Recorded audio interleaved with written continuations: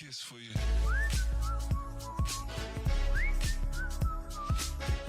Off the Grid is a Cyberpunk and Titanfall themed battle royale game with unique mechanics, including a cybernetic limb system relating to how your abilities function and your loadouts, a interesting movement system similar to something like Titanfall with wall climbing, jumping, and a jetpack, a Neil Blomkamp directed and inspired world with a potential 60-hour narrative campaign coming soon that will delve into all the story aspects of the game. And the fourth element is a marketplace-based extraction system, similar to something like Mecha Break or Escape from Tarkov, where you have a marketplace player-driven, where you can buy and sell items and that kind of thing. It is a free-to-play game, which is important to note because there are some battle royales, and especially most extraction games, which are not free, so this is a free-to-play game. And the primary monetization forms are currently two options. There is a subscription, which is a $12 a month OTG Pro subscription, which gives you the Battle Pass, some more loadout slots, as well as increased currency earning rate. And important to note that this is the only way currently to buy the Battle Pass, so unlike something like Fortnite Crew or whatever Apex does, where they give you the Battle Pass, but you can also buy it separately. There is no way to buy the Battle Pass separately, so the only way that you're going to be able to get that Battle Pass is if you buy the $12 a month subscription. The other option for monetization, there doesn't appear to be a store currently, but the form of a store that the game has is the marketplace. From what I've seen so far of it, the marketplace is primarily, or exclusively even, player-driven, meaning that you're not going to see developer skins or developer cosmetics and stuff in this marketplace. Everything here is going to be player-earned and player-maintained, effectively, other than a small 5% marketplace fee, if you will. And that pretty much allows you to buy any cosmetics that you may want from other players, and as well as other weapons and things like that. Now, how do you get access to these items? Well, you play the game. There's two modes, a battle royale / extraction mode, where you're dropped onto a map with 20 teams of 4, something like that, squad based, and you are obviously trying to complete your objectives as well as get as many of these hexes out in order to extract with them. You open those as effectively like loot boxes, and you open them and you'll get access to, let's say, a couple cosmetics, a couple shirts, a couple guns, maybe a scope or two, right?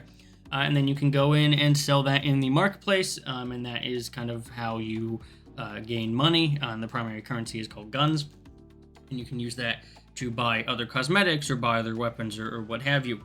And what's interesting about this kind of system for monetization is that unlike some other games that on top of their marketplace have a player store in terms of like a developer store where you can buy cosmetics, since this doesn't have that, whaling or being pay to win in this game is going to be quite interesting because it's going to be sort of based on the player. So right now, if you get in on the ground running and everything's very cheap, whaling is very cheap, obviously, but it's also not going to be necessarily the best. So unlike a lot of games that their marketplace is sort of dictated by whatever the developer's flow of resources is, unless they do something like that with this game, most of the whaling you're going to see is going to be very highly volatile, which means $1,000 now spending on stuff may not lead to a lot of items, because there's not a lot of options, the economy isn't kind of getting going, but $1,000 in a year from now may lead to a bunch of items, right? Because there's very populated, the economy is going, there's competition, that kind of thing. So spending a lot of money on this game will highly depend on when you get into it. That may be a good or bad thing depending on the player. If you are a new player and not going to be spending a bunch of money on the game, it could be good that the economy is cheap early on, because then you can get very good items for quite cheap. If you are a whale, it's probably not the best, obviously, because you don't have a lot of stuff to spend money on and beat other players with. In a year from now, it's kind of maybe worse for new players coming in because your economy's crazy and every single item is worth $500, so that's not great for you, but it's great for the whales that maybe got some of those items early on and can sell them, right? That's just kind of an explanation of how the marketplace works and how I've kind of seen it be playing out over the past day as the game released yesterday. Getting into the actual game itself now is, I think, where a lot of the issues, at least on my end, come into play. The footage you're seeing here is mostly of the deathmatch, but there is a little bit of the extraction stuff.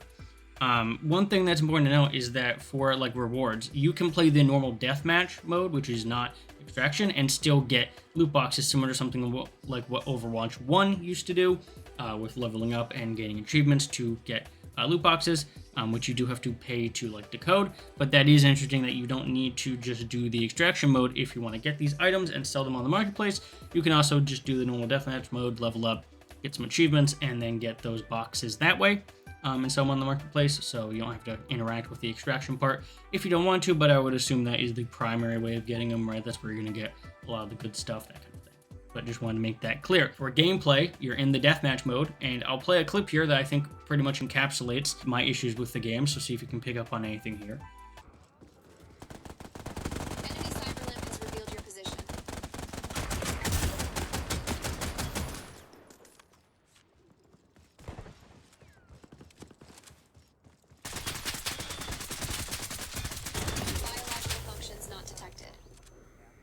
Alright, so do you notice anything about the gameplay there? Two main things I want to highlight.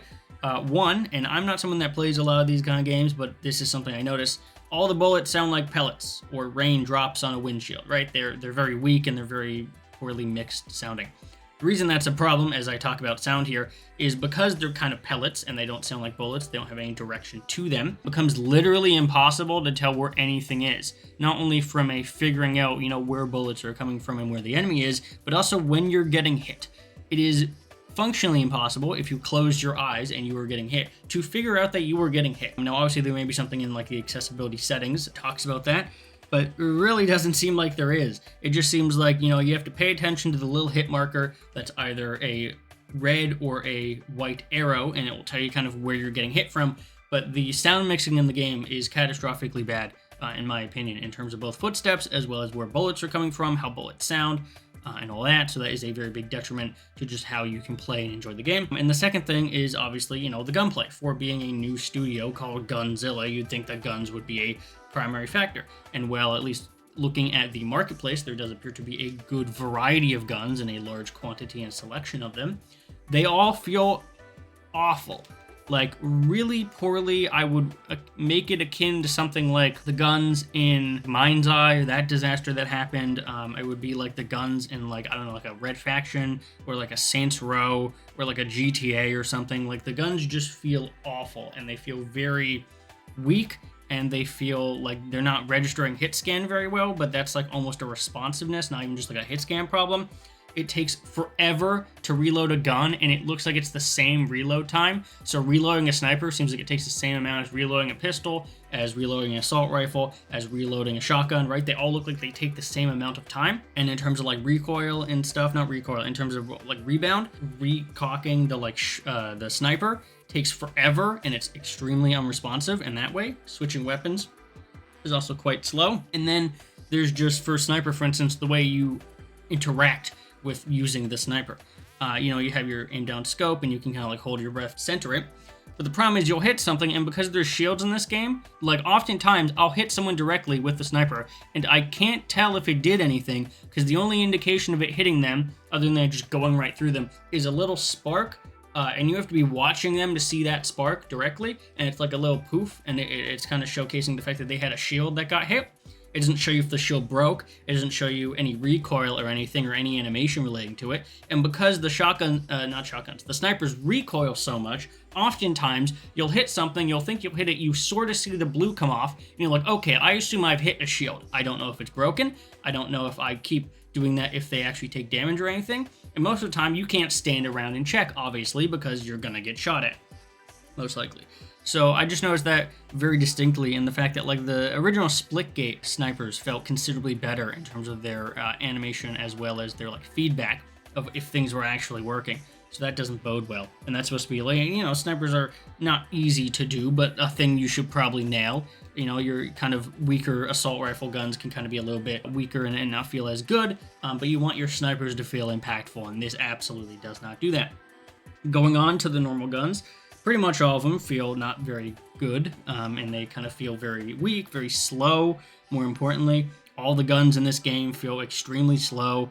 Maybe I just haven't picked the right loadout, but a lot of the assault rifles and SMGs and stuff just don't feel like they're going at any sort of speed. Bullets don't really feel like they're also hitting most of the time. Like, it's a very weak reaction system, and just how the game functionally responds to player anything. Movement was a thing that was talked about in the game, but even then, there's a jetpack. It controls quite weirdly and obtusely. The other thing is like there's not like dodging or stuff or anything like that. So you kind of like the movement's like, oh, you can run on walls and stuff, but like not really. It's a very stilted, very stagnant option to run on walls. There's kind of like zip lines everywhere that you can sort of use to get around, but even then, it has worse movement than something like I would say the finals. If you're trying to compare it to something that I would say has pretty good movement, the finals has very good movement and how that kind of works. This game does not do that. So that's pretty much it for like the gameplay stuff in terms of like how the guns feel, the responsiveness of them, like the sound design aspects of it. The modes themselves are just like you have deathmatch, it's deathmatch, there's nothing crazy about that. I did mention how you can kind of extract, if you will, with items. You're not actually extracting, you're just playing the game and you'll get items as you play. And then there's the extraction mode, which is kind of like the big mode here. It's a battle royale mostly in terms of like the shrinking circle and the needing to collect items from chests and stuff. But you're going to want to be doing your kind of contract or operation missions to get bonus stuff and then extract with as many things as you can, which kind of fuels the normal marketplace economy. The one thing that I would say makes this game in terms of that extraction mode a little bit odd or unique is that you have those 60 players, but they're all in this one confined area. So you have a very limited slice of the total map to be able to do that with, which I think is definitely a choice. You know, it keeps things in closer proximity to each other, but it also means that you're going to be probably fighting a lot of people as well as doing the same missions, because you inherently, if you spawn on, you know, it's effectively, a lot of the map is like a vertical slice, like literally a vertical rectangle. So if you spawn on one side of the map, you know, you're most likely not going to be going all the way over to the other side of the map to do your missions. You're probably just going to do whatever's there. So it could be quite repetitive in that capacity. The other thing that I mentioned originally that you may have perked up about is something that Delta Force was also trying to do when it launched, and that is a full narrative campaign. Now, like other people, when I heard this, I'm like, okay, it's going to be like a single player mode, like what Crossfire had, like what Delta Force has, that kind of thing. It doesn't appear to be that. In fact, when you hover over the other coming soon mode, it's a 150-person full map battle royale where you can also extract stuff, but it seems to replace the side or operation missions with a full narrative 60-hour supposedly campaign that you can do with teammates that while you're also battling with other players. I don't know how that's going to work. To me, it sounds like everyone's just going to drop in on this thing. You do the normal like versus PvE enemy thing in order to get the hex stuff. And then if you collect enough hex stuff, you'll get like a story mission that's like infiltrate a thing, right? And you'll do that while other players are doing that. That could be somewhat interesting. Payday or, GTA Online do something a little bit similar. So it's possible that something like this does work, but with 150 players, like Battlefield style on this map, all relatively trying to do the same thing, I can't imagine it's going to be much of a narrative campaign, and more so, as I mentioned, similar to something like what GTA Online does with its heists or with Payday, right? Where it's just kind of like narrative dressing to show the fact that like you're gonna go into this thing and rip it out, right? I would say it's something maybe similar to like Left 4 Dead or like Dark Tide, where like, would you qualify those as story missions or would you qualify those as like set dressing so that what you do doesn't feel meaningless, right? Like I think it's going to be more so missions with a little bit of set dressing in terms of what you accomplish that maybe change every couple months when a new season happens, rather than an actual full big single player campaign like something like Delta Force that has. So that's just kind of what's in the game currently, is you have your deathmatch mode, your extraction mode, your eventual big 150-person battle royale with the story mode, marketplace, where you get, cosmetics and stuff that's player driven, as well as other weapons and things. And then you have your subscription for the battle pass. That's kind of locked there. And that's pretty much it currently. There's just two modes, the marketplace, the battle pass, some options for appearances, some options for loadout. There's like a training ground you can do, but that's pretty much it. That's all in the game currently. It's a relatively light package, but it's also not super new. Delta Force, which is a similar game, has an extraction mode, has a kind of like battlefield mode, and has a story mode, and that seems to be working for a good chunk of players as the Steam concurrent users for that game has peaked back up. So it's definitely possible, especially with its launch, about 15,000 people concurrently, that this game can do decently well like a Delta Force would be. However, because it is a new IP, unlike Delta Force, and because it is not necessarily going for that high budget Battlefield kind of aesthetic, I don't know how well this game is going to do overall. For me personally, I can see why it's currently mixed on Steam, because there are some things relating to how the gunplay works and the gameplay and the fact that the modes aren't that engaging that kind of hampers it, but there is some nice things in terms of the world building and the potential story stuff that does have me excited to kind of continue playing and seeing what's up. So hopefully that was interesting. Hopefully you kind of found some use in that in terms of just like what the game is and if you want to play it or not. Hopefully I've explained everything that's in the game well enough. But if I have, make sure to subscribe, hit that like button, do all that stuff. I do game reviews on the channel. I do game highlights in my Just Gem series, and I do kind of a game design analysis where I try and investigate why games work. So if any of that sounds interesting to you, make sure to subscribe, hit that like button, comment down below, and I'll see everyone in the next video.